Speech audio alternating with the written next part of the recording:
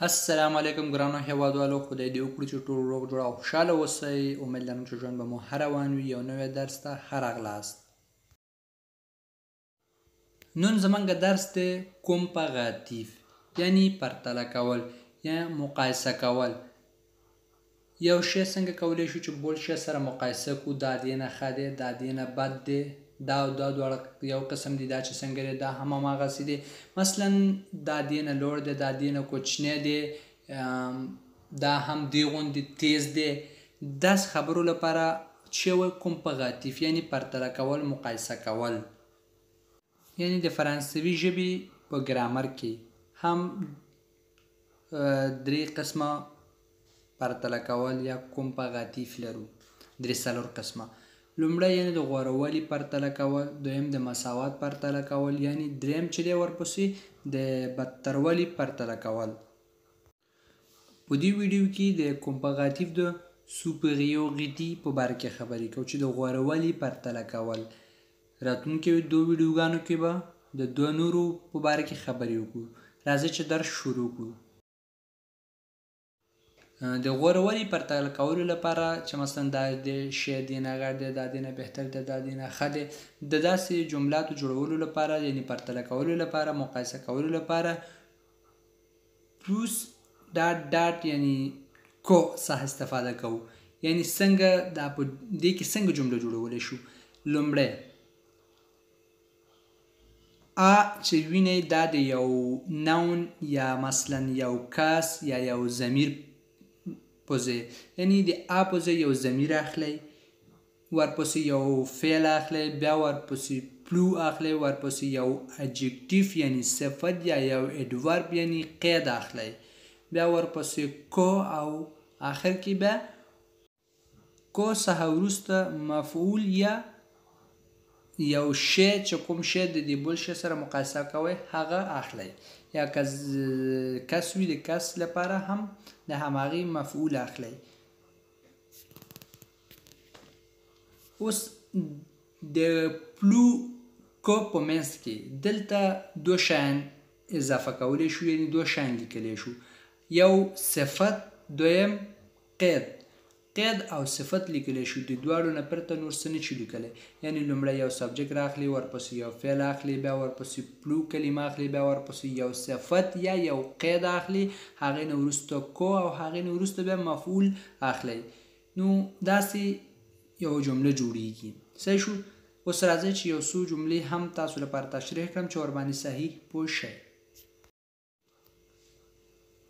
Elle est plus rapide que sa sœur. Elle est plus rapide que sa sœur. Elle est plus rapide que sa sœur.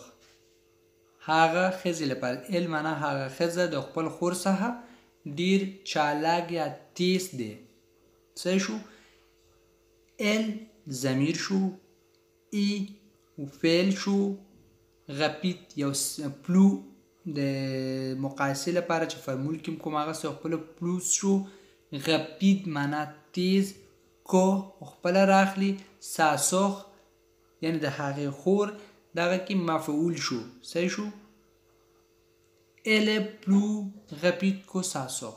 هغه د خپل خور څخه ډېر تیز یا چالاک دی، تیز دی. صحیح شو. په دغه وخت کې دا یو غپید صفت شو. ورپسې یو بل مثال. Je suis plus grand que mon frère. Je suis plus grand que mon frère.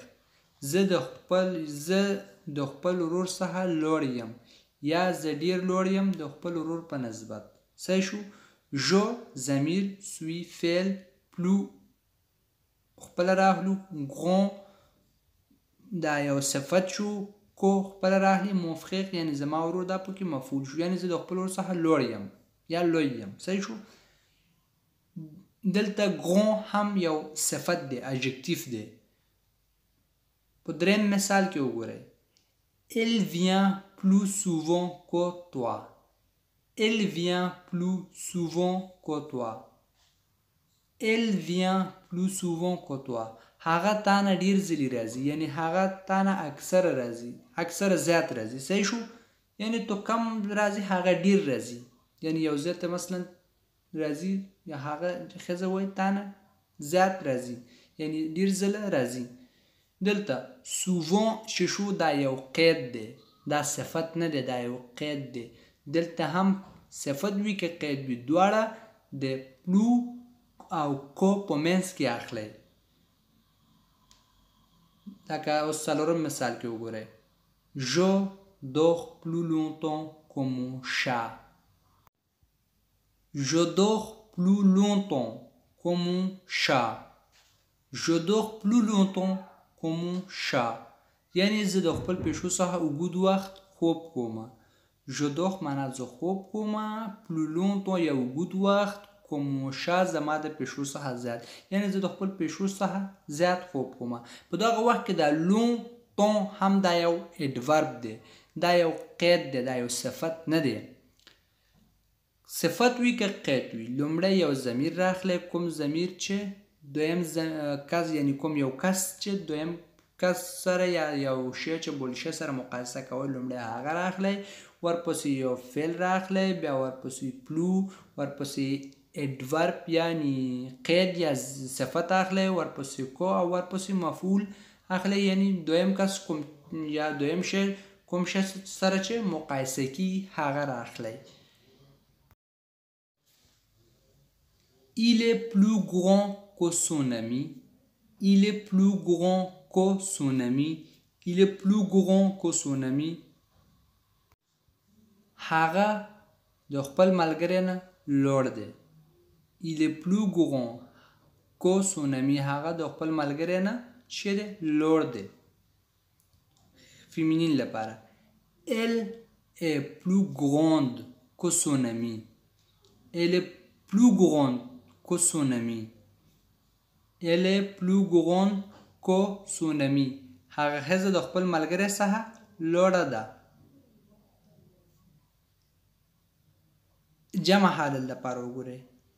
Elles sont plus grandes que toi. Elles sont plus grandes que toi. Elles sont plus grandes que toi. هغوی تا نه لوړ دي. Elles sont هغوی دي plus grandes que toi یعنی تا نه لوړ دي. اوس دلته یو شی ته ډېر پاملرنه وکړئ.